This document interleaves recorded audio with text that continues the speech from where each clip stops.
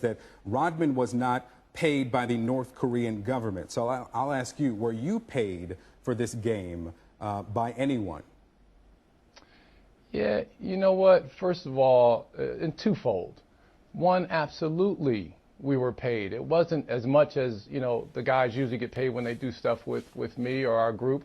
But absolutely. I mean, the guys, all how of much us are was the it top then? in the world. It's a question I typically wouldn't ask, but how much were you paid? Let me finish answering the question. Go ahead. There's no different than a top CEO of a company retiring and becoming a consultant. So if anybody has an issue with us being compensated, that's absurd. How much were you paid? And that was the answer to your why should I mention? It's none of anyone's business how much we got paid. I think it gets to motive. And there's no reason for me to answer that. I think it gets to motive because I think there are a lot of people who ask why does it have to be?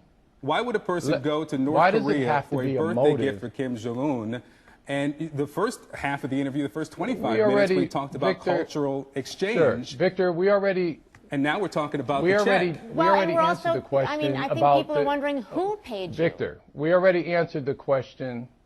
We already answered the question about the birthday date and all that. So we're beyond that. Okay. But what I'm saying to you is, why would anybody have an issue with us being compensated? Now, who compensated us?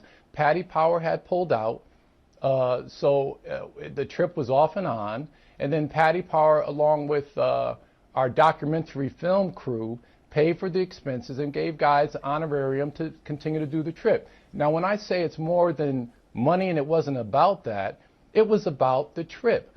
I had an opportunity to go somewhere to a recluse country that no one goes to. We were invited by the Olympic committee from North Korea that it assured our safe passage in and out, which they did.